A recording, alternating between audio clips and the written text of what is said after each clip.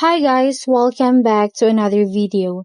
In this video, I'll show you how to split text into columns in Google Sheets.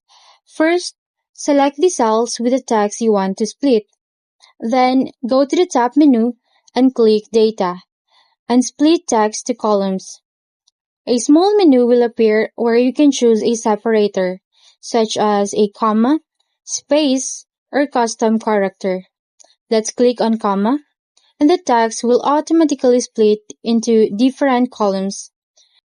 Now, let's try using a custom separator.